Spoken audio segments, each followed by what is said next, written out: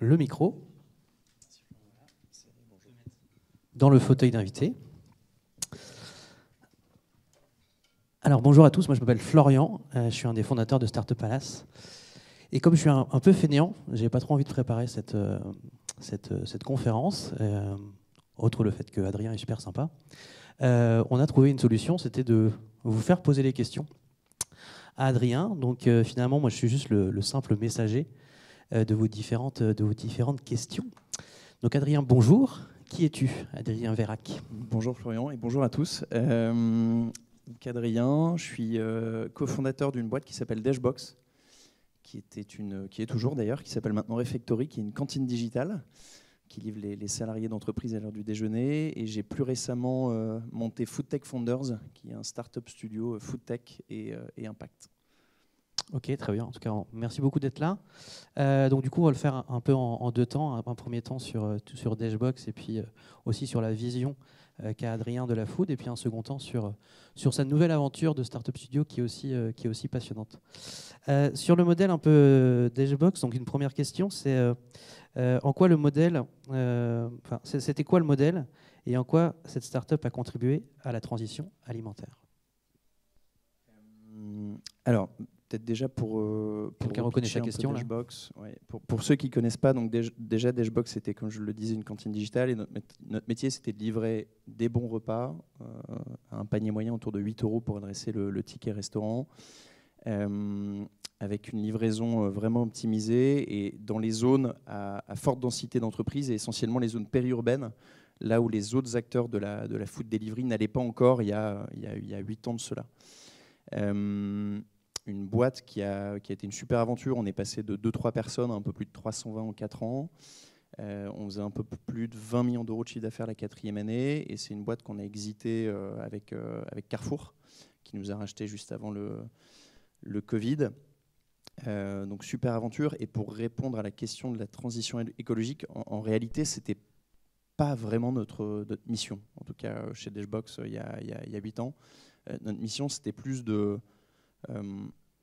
d'offrir l'accès à la nourriture à des personnes qui étaient dépourvues de services de restauration et d'offres autour de leur entreprise. C'était vraiment ça le why, la mission de la boîte. Mais évidemment, on l'a fait de la façon la plus résiliente possible d'un point de vue environnement, social, etc. On y reviendra peut-être. Le sujet de la transition écologique, c'est plus celui que j'adresse maintenant avec le Startup Studio. Ok, très bien. Une autre question justement sur l'offre de Dashbox. Comment vous l'avez construite? Et qu'est-ce qui était un peu game changer par rapport à d'autres offres sur le marché? Est-ce qu'il y a des déclics qui ont fait qu'à un moment donné, vous avez pris telle ou telle direction?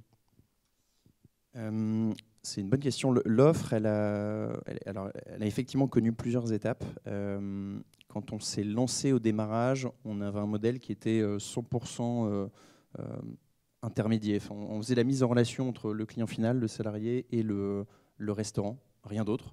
C'était un peu la vision idéale qu'on avait au démarrage du projet. On l'a développé comme ça pendant bien 1 an et demi, jusqu'à ce qu'on se dise, et ça a peut-être été d'ailleurs le premier déclic, on va internaliser cette livraison, parce qu'elle est trop importante. Ça nous a permis 2 trucs, de redorer déjà notre qualité de service, parce que autant certains restaurants, traiteurs faisaient bien le job sur la livraison, d'autres, c'était une cata, c'est pas leur métier. Et ça nous a permis aussi, dans un deuxième temps, d'élargir notre portefeuille de restaurants partenaires et d'aller chercher justement du partenaire de meilleure qualité, en fait. Parce que les restaurants, les artisans qui fonctionnaient très bien en local n'avaient pas besoin de livraison pour se développer, il fallait leur amener le service. Le deuxième déclic, et ça a peut-être été le plus gros, c'est quand on s'est dit l'intermédiation, en fait, on arrête, on dépend trop des restaurants, on ne gagne pas notre vie sur ce modèle, on va demain créer notre propre offre de restauration. Donc arrêter de bosser avec une centaine de restaurants, peut-être en garder 2-3 bien choisis pour certaines typologies de produits, et aller voir un traiteur pour produire des repas qu'on vendrait sous la marque Dashbox. Et ça d'ailleurs, ça a été je pense le troisième facteur un peu clé qui a été game changer, c'est plutôt de se dire à ce moment-là, On va créer une cuisine centrale, on va internaliser, on va produire nos repas. On s'est d'abord dit, essayons de le faire avec des gens dont c'est le métier de savoir produire des repas, pour rester focus sur tous les autres métiers de la boîte, qui étaient déjà nombreux, sales, operation, logistique, etc. etc. Et ce truc-là a bien marché.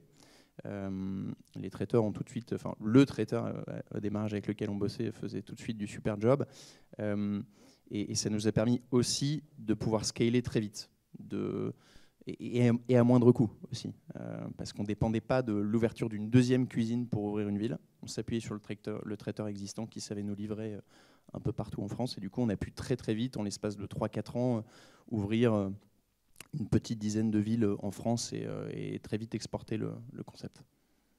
Ok, merci. Une autre question sur finalement, c'était quoi les engagements en matière de développement durable et comment ça s'est traduit dans l'offre et comment ça s'est traduit dans les services aux consommateurs? Alors moi, j'en suis sorti déjà il y a 2 ans. Donc, ce que je vais vous dire, c'est les engagements que je portais en tout cas il y a 2 ans. Mais si je devais les résumer, peut-être en repartant des 3 piliers du développement durable, sur la partie économique, on a d'abord eu toujours cette ambition de créer à la fois une boîte à forte croissance, mais aussi et surtout une boîte rentable, avec un vrai modèle économique qui ne dépendrait pas de levée de fonds permanente, etc. En se disant, si un jour ça se passe un peu moins bien que prévu, au moins on pourra en faire une belle PME et sauvegarder nos emplois. Ça, c'était le point vraiment important. Plus sur l'aspect économique. Sur la partie environnementale, comme je te le disais tout à l'heure, on a essayé de faire les choses du mieux possible.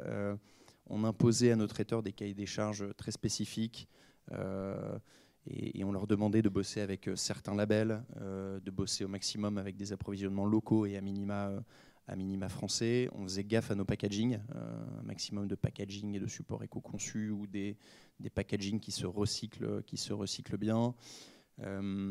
Le fait qu'on ait une logistique aussi optimisée, qu'on agisse en tournée de livraison, faisait qu'on partait avec des camions qui étaient à chaque fois vachement remplis. Et donc ça nous permettait à la fois d'écraser le coût logistique par déjeuner livré, mais aussi l'empreinte carbone. On installait des bornes dans les boîtes, on faisait beaucoup de choses. Et sur la partie sociale aussi, on était assez actifs. On donnait de façon permanente des repas quand on avait des invendus. On faisait des partenariats annuels avec les Restos du Cœur, les banques alimentaires, etc. On travaillait avec un ESAT qui confectionnait nos supports de com. Donc on faisait pas mal de choses. Et le fait aussi d'avoir salarié nos livreurs dès le démarrage, ça a été un gros facteur de différenciation. On n'a jamais bossé avec des autres entrepreneurs. On s'est dit on va les internaliser, on va leur filer un CDI dès le début et on va leur proposer un vrai plan de carrière dans l'entreprise. L'idée, c'était pas que le poste de livreur soit une fin en soi, mais qu'il puisse après évoluer dans la boîte, aller faire du commerce, aller faire de la relation client ou avoir des postes à plus haute responsabilité sur la partie opération. Et on a plein de belles histoires comme ça.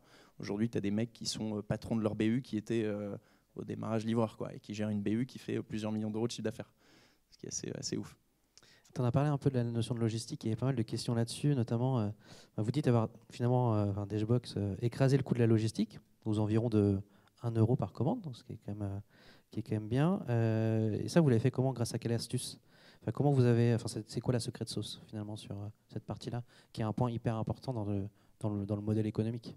Oui, carrément. Je pense que c'était vraiment le truc à craquer et on l'a craqué en faisant, je pense, 2 choses. J'en ai déjà un peu parlé, mais ce système de tournée de livraison, en fait, on s'est dit, on ne va pas subir la demande, on va la structurer, l'organiser avant de la desservir. Et donc, avant de se déployer dans une zone d'entreprise, on construisait d'abord l'itinéraire de façon théorique et on allait se dire, OK, on va placer 20 boîtes, on va mettre 5 grosses, 10 moyennes, 5 plus petites, je caricature un peu, mais on le faisait vraiment de façon assez chirurgicale, assez scientifique là, sur la fin, pour s'assurer que cette tournée de livraison nous permette un certain volume de déjeuner livré par jour. Et pour descendre à ce 1 euro et parfois bien moins, on arrivait à descendre en dessous des 50 centimes sur les plus grosses tournées. Donc ça, c'était le premier facteur. Et là-dessus, on n'a rien réinventé, quoi. On a juste digitalisé la la tournée du laitier ou du facteur, quoi. Et le deuxième truc qui a été game changer, c'est d'internaliser, comme je le disais, la livraison. Ça nous permettait aussi du coup de responsabiliser en fait le livreur. Le fait qu'il soit en CDI et pas en freelance, il a un peu plus la pression, assez logiquement.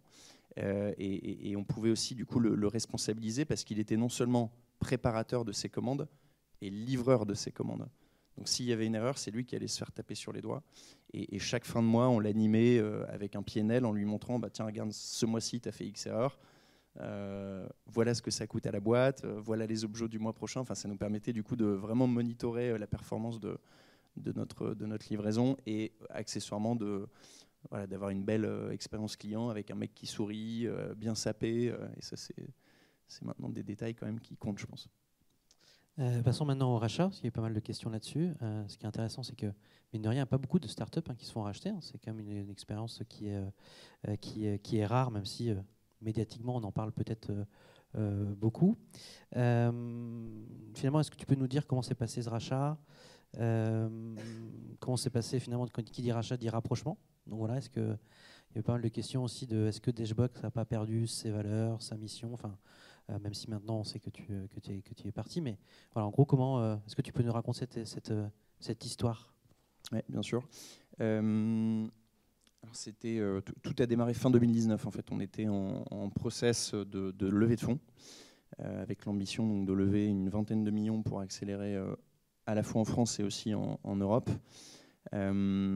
Et pendant ce process, on a croisé à la fois des fonds d'investissement et aussi des corpos, et donc Carrefour et d'autres. Et on a choisi du coup aussi Carrefour parce qu'on estimait que pour nous, c'était un peu le meilleur moyen d'accélérer, quoi. Non seulement c'était du cash, parce que Carrefour était capable de mettre le besoin de cash qu'on recherchait pour se développer, et en plus, on pouvait exploiter de la synergie business, parce que Carrefour est présent partout, parce qu'ils ont plein d'expertise en interne et plein d'autres choses qu'on trouvait vachement intéressantes pour accélérer encore plus fort. Et sur ta question de est-ce qu'on a pu en gros rester les mêmes, quoi. Franchement oui, et c'était ça faisait partie un peu du deal, et pour être honnête, on n'a même pas eu besoin de le demander parce que c'est Alexandre Bompard qui nous l'a dit de lui-même, quoi. C'est si on vous rachète, c'est pour vous laisser faire ce que vous savez faire. Et donc là-dessus, on a eu, je pense, du bol, quoi. Il y a pas, on a tous cette caricature du mec de Carrefour qui arrive chez nous et qui prend la place des dirigeants. Ça s'est pas fait comme ça. Sachant que la direction achat de Carrefour en général, elle est pas sympa. Paraît-il, on n'a pas trop bossé avec eux, mais tu vois, d'ailleurs, les achats, ça faisait partie des synergies qu'on avait aussi spotées pour Dashbox. Et en revanche, le seul petit truc quand même qui a peut-être changé, c'est plus cette agilité qu'on a peut-être à un moment un peu perdu, du fait que demain, tu as un actionnaire majoritaire qui est un grand groupe, tu es obligé de faire avec les process du grand groupe. C'est le jeu. Mais je pense que ce truc-là aussi a été vachement exacerbé par le Covid, parce qu'on s'est fait racheter genre un mois avant le shutdown complet, un mois avant le confinement. Et donc forcément, ce truc-là un peu impacté aussi, je pense, après les prises de décision et notre plan de développement, quoi. Assez logiquement. Du coup, il y avait beaucoup de questions autour aussi du changement de nom, mais en préparant, tu m'as dit que tu étais parti. Mais est-ce que tu peux nous dire quelque chose quand même sur le changement de nom ? Écoute, le changement de nom, c'est quelque chose c'est une décision qui a pris mon associé il y a 1 an et demi maintenant. Donc décision à laquelle j'ai pas participé, donc je pense pas que j'aurai une réponse pertinente à vous donner un avis là-dessus. Dashbox, je trouvais ça cool, mais Refectory, je trouve ça bien aussi. Et donc là-dessus, c'est plus peut-être à Vincent, à la limite, de répondre à cette question. Pas grand-chose de plus à te dire là-dessus. Ouais. Ok, très bien.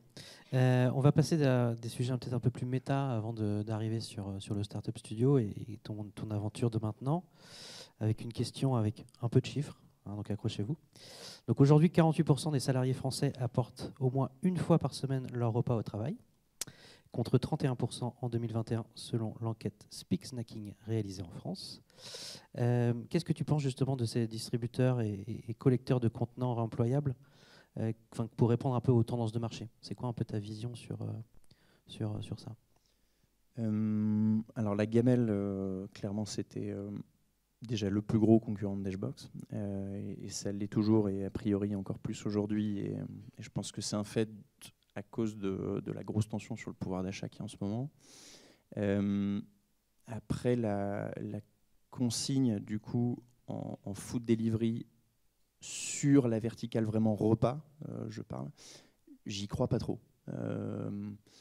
J'y crois pas trop pour deux raisons. La première, c'est un peu la scalabilité du modèle. Faire ça toute France, ça demande des relais en local, des cuisines en local pour nettoyer, recycler, remettre dans le circuit le contenant. Et je pense qu'une bonne façon de l'illustrer, ce point-là, c'est que, à ma connaissance, toutes les boîtes qui aujourd'hui font ça, font de la consigne en entreprise, sont plutôt assez locales, hormis les grosses entreprises qui font de la restauration collective, mais qui du coup ont ces relais un peu partout, ont ce maillage territorial. En tout cas, d'un point de vue start-up, à ma connaissance, encore une fois, c'est que local. Et ça montre bien le fait que voilà, pour scaler, c'est compliqué, ou ça prendra un temps de dingue. Et le deuxième facteur, c'est le prix, quoi. Enfin, le prix, ça reste, et le retour de la gamelle est un bon exemple, c'est que le prix, ça reste le facteur numéro 1 de décision, quoi.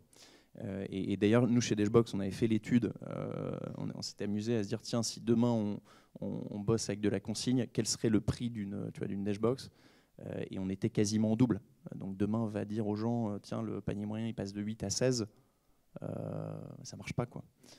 Ça marche pas. Donc, en tout cas, sur la food delivery, pour le repas, j'y crois pas trop. En revanche, je pense qu'elle a beaucoup de sens sur le click and collect, sur la restauration sur place.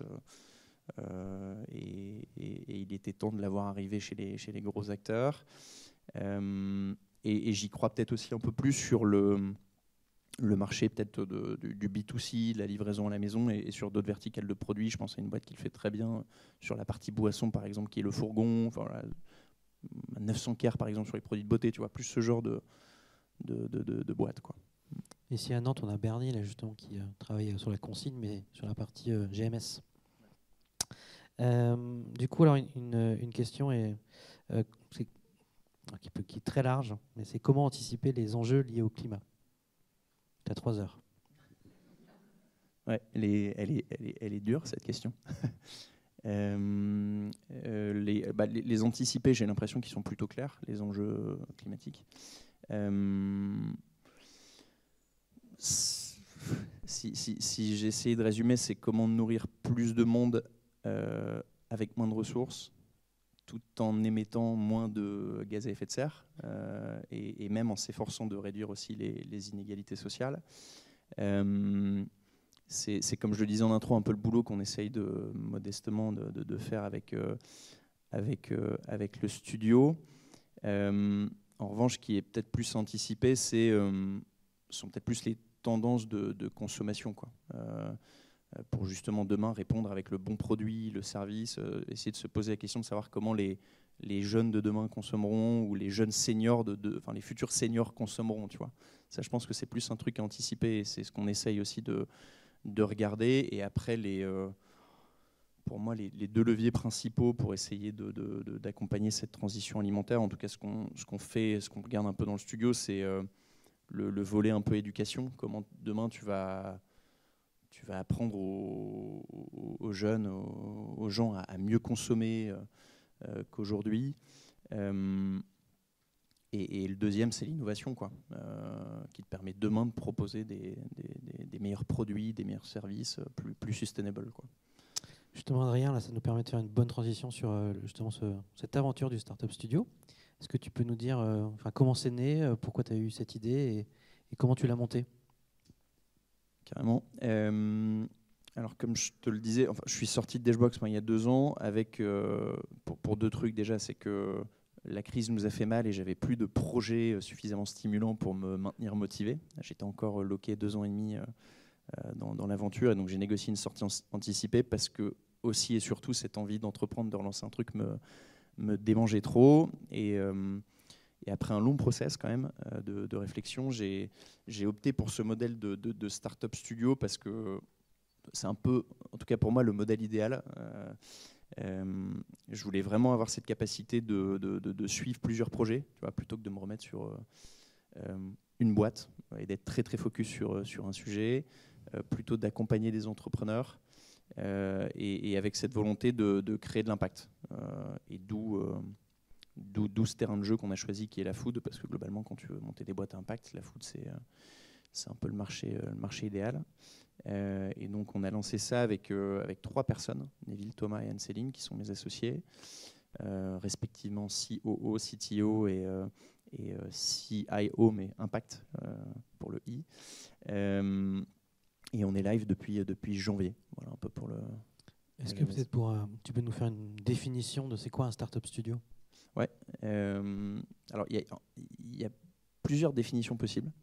Il y a plusieurs formats possibles, mais en tout cas, nous, celle qu'on a choisie, c'est qu'on est là pour, petit 1, trouver des idées, détecter des opportunités marché sur le marché de la food, parce qu'on a choisi vraiment d'être très verticalisé, plutôt que d'être un startup studio généraliste. Une fois qu'on détecte un truc intéressant, on passe à un deuxième boulot qui est de le valider en interne par des bonnes études de marché, tout ce qui va bien pour se dire « Ok, là, on tient un bon business ». On y va, et à partir de ce moment-là, on passe dans une phase de recrutement. On va chercher les cofondateurs avec lesquels on va s'associer pour monter le projet. Ce n'est pas le startup studio qui va développer ce projet vraiment en direct. Nous, on se positionne plus comme un sparring partner, quoi. Vraiment, on est là, on met les mains dedans, mais on ne drive pas la boîte au quotidien. Et du coup, le gros du job, c'est justement cette partie accompagnement, quoi. On est là... Day One, les mains dedans pour aider les entrepreneurs avec lesquels on monte le projet pour faire en sorte que ça fasse une très belle boîte, quoi. En gros, vous êtes un peu le e-founder de la foot, quoi. Ouais, bah, en tout cas, c'est tout ce que je te souhaite. Ouais, j'aimerais bien aussi. Mais ouais, e-founder m'a forcément beaucoup inspiré, quoi. Enfin, je me réinspire de ce qui marche, quoi. Justement, c'est les projets. Comment vous choisissez les projets? Est-ce que c'est des projets qui viennent de quelqu'un qui vient taper à ta porte en disant j'ai une idée mais je ne veux pas le faire tout seul, donc est-ce que je peux le monter dans ton studio? Ou vous avez une liste de sujets que vous voulez tacler et vous les prenez un par un? Alors sur la partie idée, il y a plusieurs leviers. D'abord, donc en interne, on bosse ce sujet-là. On a une veille qui est automatisée, qu'on perfectionne au fil des mois pour aller détecter les bonnes tendances, les bonnes boîtes qui se montent. On a un bon board member qui est là d'ailleurs, qui est Mathieu, et qui connaît super bien le marché et qui nous aide du coup à screener aussi, tu vois, ces tendances et ces belles boîtes qui se montent. On a un réseau d'entrepreneurs aussi autour du studio. On a une quarantaine d'entrepreneurs et de dirigeants de la food qui sont à la fois investisseurs et mentors, qui nous aident aussi au quotidien, qui nous remontent des idées de boîte et aussi des candidats. Ça pourrait être demain aussi des bons partenaires. Tu vois, on n'exclut pas demain aller bosser avec peut-être 1 ou 2 corpos pour aller rechercher aussi de l'idée chez eux. Enfin, ça peut être tout ça. C'est aussi une petite liste d'idées qu'on avait aussi en interne. Et sur la partie candidat, et sur la partie idée d'ailleurs, dernier élément, ça peut être aussi de l'entrant. Tu vois, là, on a aussi des entrepreneurs qui viennent nous voir, soit avec des idées de boîte, un peu comme ils pourraient le faire en allant voir un incubateur, voire même avec des boîtes qui seraient déjà live, mais encore très très jeunes. On ne s'interdit pas de bosser avec eux, tu vois. Bien au contraire, parce que ça fait gagner du temps. Si l'idée rentre dans la thèse du studio, si les entrepreneurs sont bons, go. Et côté candidat, un peu la même chose que pour les idées, quoi. Il y a une partie sourcing en interne où on se dit, tiens, pour tel sujet, quels sont les meilleurs entrepreneurs, les meilleures personnes pour le porter, et aussi et beaucoup d'entrants, beaucoup plus que prévu à notre bonne surprise. On a des super entrepreneurs qui viennent nous voir et qui nous disent je cherche une idée ou j'ai envie de bien m'entourer pour monter ma deuxième boîte, par exemple. et avec qui on se lance. Je peux te donner des exemples d'ailleurs. Là, on lance une marketplace d'invendus alimentaires en novembre là, qui va s'appeler Beans, avec 2 anciens de chez Gorillaz. Donc vraiment, Gorillaz et d'autres boîtes par lesquelles ils sont passés, Louis et Inès. On travaille en ce moment avec Benoît, qui est l'ancien COO, cofondateur de Nestor, qui est une belle boîte qui faisait de la food delivery aussi pour les entreprises sur le sujet de la silver food. Enfin, on a de beaux entrepreneurs, on a la chance d'avoir de beaux candidats en ce moment. Et le modèle, justement, c'est vous apporter de l'argent? Ouais, on est là pour effectivement amorcer la pompe. On y met du cash au démarrage pour faire en sorte en fait que la start-up arrive dans les meilleures conditions possibles pour faire sa première levée. Donc, c'est une enveloppe qui se situe entre 150 et 200 K. C'est pas 200 K qu'on va mettre sur le compte, c'est plus une avance de frais, quoi. Toutes les dépenses que tu vas pouvoir faire pour monter ton MVP, créer ta marque, etc. Nous, on est là au démarrage pour l'assurer, ce qui te permet du coup d'arriver devant les VC avec un peu plus de choses à montrer, peut-être même déjà un début de traction parce qu'on va pouvoir aussi investir un peu dans l'acquise. Et on investit aussi, ça je ne l'ai pas dit, mais beaucoup dans la tech. Là, l'une des grosses promesses de valeur du studio, c'est que, et c'est pour avoir vécu ce truc-là, bien souvent la tech, c'est souvent le pain in the ass des entrepreneurs, quoi. Trouver un associé CTO, c'est compliqué. Trouver un bon CTO, c'est compliqué. Le garder, c'est compliqué. Parler produit tech quand tu es toi-même pas un tech, c'est aussi chaud. Et donc, on s'est dit, au démarrage, on va prendre ce sujet et pour libérer la bande passante des entrepreneurs et pour qu'ils soient focus sur tout le reste. Et donc, Thomas, qui est le CTO du studio, là, aujourd'hui, tu vois, par exemple, développe la plateforme de Beans et une fois qu'elle sera finie et faite, staffera une équipe pour ensuite passer le relais, quoi. Et vous avez des objectifs de créer combien de startups par an ou c'est quoi un peu les métriques là-dessus? 3 startups par an. On se dit que ce serait déjà très bien. Donc là, on en a 2 en un peu moins d'1 an. On bosse sur la 3e, donc on pense pouvoir tenir ce rythme-là. Voilà, donc, et là, on part sur un premier véhicule, un premier run de 3 ans, quoi. Là, on espère lever pour pouvoir s'amuser, créer des boîtes pendant 3 ans. Et donc, à terme, ça devrait représenter une douzaine de startups dans laquelle le Startup Studio est actionnaire. Tu as donné quelques exemples de projets. Est-ce que tu as des grands sujets sur lesquels vous allez vous attaquer dans les prochaines startups là? Enfin, tu n'es pas obligé de nous répondre, hein, mais... Non, avec plaisir pour te répondre. Le gaspillage alimentaire, c'est un de nos gros focus. Donc, raison pour laquelle là, on lance la marketplace dont je te parlais, Beans, en novembre prochain. Et on continue de regarder ce sujet parce qu'on se dit qu'il y a sûrement d'autres belles choses à faire. La silver food. On se dit que c'est un marché de dingue et qui n'a pas encore été vraiment adressé par de la techno, par du digital, par des startups. Un marché qui est à la fois booming, qui se digitalise de plus en plus, parce qu'aujourd'hui, les jeunes seniors, ils ont l'iPhone, tout va bien, quoi, plus besoin de commander par téléphone ou par courrier, quoi. Et dans le même temps, les acteurs sur ce marché sont soit peu digitalisés, où il y a mieux à faire, ou assez vieillissants aussi, quoi. Donc là, on a détecté une fenêtre, une opportunité, et on est en train d'explorer, notamment avec Benoît, l'ancien CEO de Nestor, pour trouver la bonne façon de l'adresser. Quoi d'autre? On regarde le végétal. On aime bien aussi la thématique du végétal, avec une idée qu'on a en tête qui serait de se dire, tiens, comment on peut permettre demain aux gens de se faire par exemple leur lait végétal à la maison soi-même, pour avoir accès à un produit en plus de meilleure qualité, plus sustainable, parce que tu n'as pas le packaging que tu jettes à chaque fois, et accessoirement à un prix du coup plus abordable. Enfin, il y a pas mal d'idées dans le pipe en ce moment. Ok, on suivra ça avec grand intérêt. Une dernière question peut-être avant de passer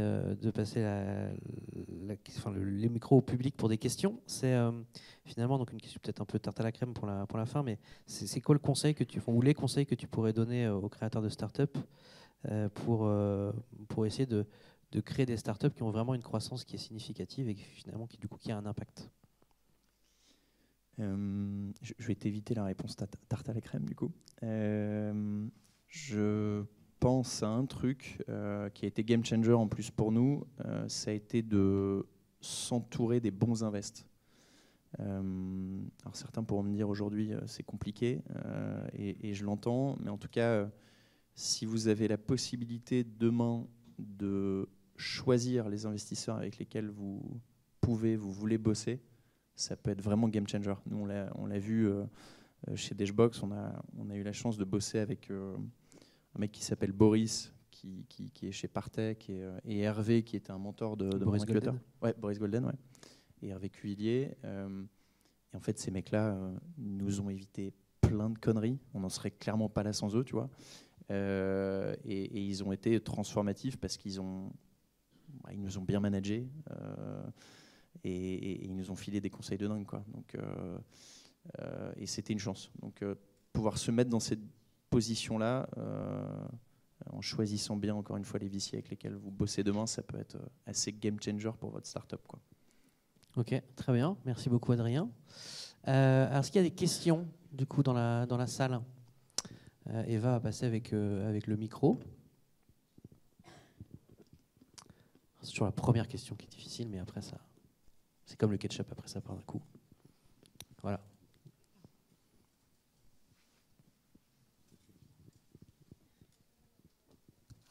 Je me demandais, par exemple, vous avez le projet de lancer à peu près 3 startups par an. Et il se passe quoi s'il y en a une qui ne fonctionne pas? Parce que vous engagez des frais, vous êtes là pour apporter de l'argent et tout. Mais s'il n'y a pas une réussite, qu'est-ce qu'elle vous doit, en fait, cette startup qui n'a pas marché? C'est le jeu, effectivement. Sur les 12 qu'on espère lancer sur les 3 prochaines années, il n'y aura pas 12 startups successful et il y aura forcément un taux de fail. On l'a budgétisé et on l'a prévu. Dans ce cas-là, c'est pour nous, entre guillemets. Tu vois, la responsabilité collective. On ne va pas demander à l'entrepreneur de nous refacturer quelque chose. Enfin, voilà, c'est le jeu. Et on fait ce pari ensemble.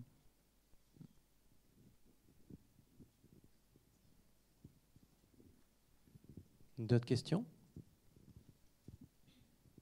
Bonjour, excusez-moi, je suis arrivée un petit peu en retard, mais est-ce que vous avez dit combien de temps dure l'accompagnement? C'est une bonne question.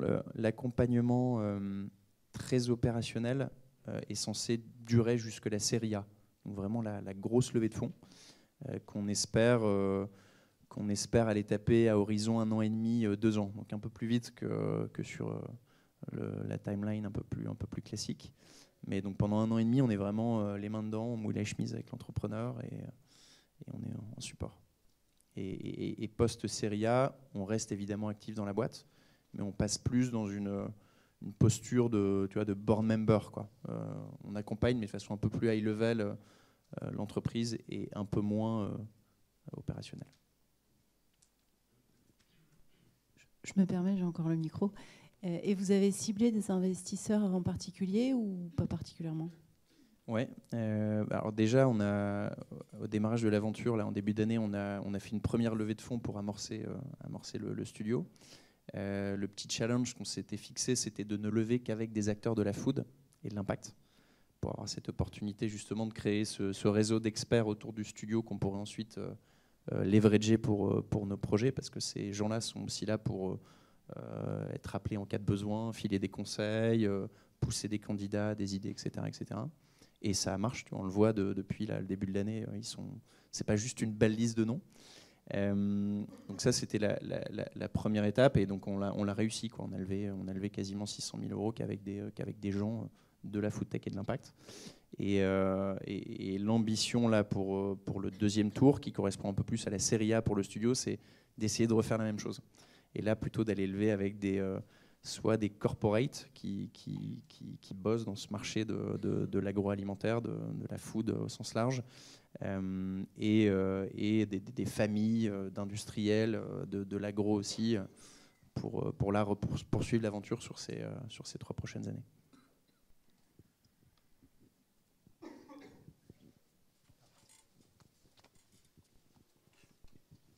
Bonjour, merci. Gilles Dallet, je représente France Conjac, qui est une nouvelle filière de Conjac en France. Bonjour. Et une question par rapport aux innovations auxquelles vous avez accès par votre start-up, votre incubateur. Est-ce que vous avez des projets autour de l'alternative au plastique dans l'agroalimentaire, notamment pour tout ce qui est distribution B2B, B2C? Alors, on n'est pas un incubateur, ça j'y tiens beaucoup. Excusez-moi. L'incubateur, c'est encore un degré d'accompagnement un peu différent. Ils sont plus là pour... Alors, ils vous accompagnent, hein, ils vous conseillent, etc. Mais en général, ils ne sont pas autour du bureau au quotidien pour vous aider à monter la boîte. Je tiens beaucoup à cette différence. Les alternatives au plastique, pour l'instant, ce n'est pas un sujet qu'on regarde parce que notre focus business est plus sur l'aval. Donc toutes les verticales qui vont plutôt être, Mathieu l'a mentionné tout à l'heure, food services, delivery, etc. Les projets plutôt science, agtech, on se permettra de les regarder, je l'espère, plutôt dans 3-4 ans quand on commencera peut-être à élargir le scope. Mais là, on est plutôt focus sur déjà et d'une ce qu'on sait faire, ce qu'on a fait dans le passé avec mes associés, parce qu'on estime qu'on a du coup un peu plus de chances de savoir le refaire, et aussi des verticales et des projets qui demandent moins de cash au démarrage. Bosser sur une alternative au plastique, ça va être un process qui va prendre peut-être 2-3 ans avant peut-être de trouver quelque chose à la fin de ce process de R&D, qui va demander beaucoup de cash, etc. Donc il va se passer du temps. Et malheureusement, ce temps-là, on ne peut pas se l'acheter pour l'instant, quoi. Merci. Je t'en prie. Allez, il nous reste encore 3 minutes pour des questions.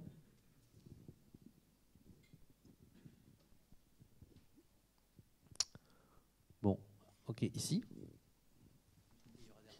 Il y aura derrière après. Ouais. Est-ce qu'il y a un profil type dans les entrepreneurs que vous accompagnez ou que vous recherchez? C'est une bonne question. On a spoté quelques personas d'entrepreneurs ou d'entrepreneurs en devenir aussi. On regarde, on aime beaucoup les entrepreneurs qui ont essayé, qui ont monté une première boîte, qui n'ont pas réussi et qui du coup en général reviennent nous voir en nous disant en fait là j'ai vraiment envie de mettre un maximum de chances de mon côté pour réussir et donc j'ai pas envie de le faire seul. J'ai envie de le faire avec des personnes qui l'ont fait. Ça, c'est un profil qu'on aime beaucoup, mais après, il n'y a pas vraiment de profil type, quoi. On veut des gens avec une tête bien faite et surtout avec une ambition de malade, quoi. C'est surtout ce qu'on regarde. Et tu vois, quand je te réponds ça, je repense à moi au démarrage, quoi. Je sortais pas d'une grande école, j'avais pas monté de première boîte, j'étais pas passé par une scale-up de la food ou globalement une scale-up. Mais pourtant, voilà, tu vois, on a réussi avec mon associé, donc je ne veux surtout pas m'enfermer sur un profil type, quoi. Mais on est assez large. Et donc il y a une dernière question au fond, là-bas.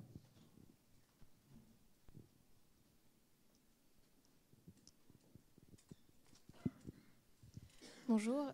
Au niveau des industriels, est-ce qu'il n'y a pas une difficulté à aller chercher des levées de fonds auprès d'eux, ou sinon de quelle nature sont les investisseurs? J'ai pas entendu la fin de la question. Je me demandais si c'était pas compliqué d'aller chercher dans les industries agroalimentaires des investisseurs, même si j'entends bien que pour elles c'est intéressant d'aller chercher des pôles d'innovation qui sont extérieurs aux entreprises. Mais justement, tu parlais tout à l'heure du rôle de mentorat et d'avoir ce conseil. Est-ce que c'est concrètement pas difficile à obtenir? Écoute, je pourrais te répondre dans 4-5 mois.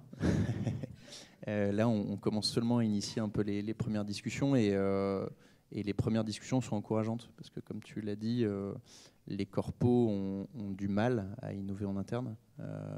Et je pense qu'elles ont ce besoin de s'appuyer sur des structures du coup externes, un peu indépendantes pour monter des projets.